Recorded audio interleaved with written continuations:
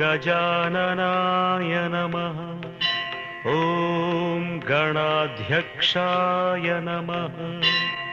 ॐ विघ्नराजाय नमः। ॐ विनायकाय नमः।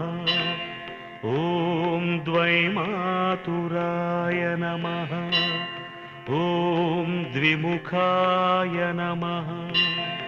ॐ प्रमुखाय नमः। ॐ सुमुखाय नमः। ॐ कृतिने नमः। ॐ सुप्रदीपाय नमः। ॐ सुखनिधये नमः।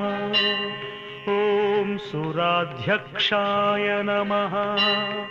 ॐ सुरारिघ्नाय नमः।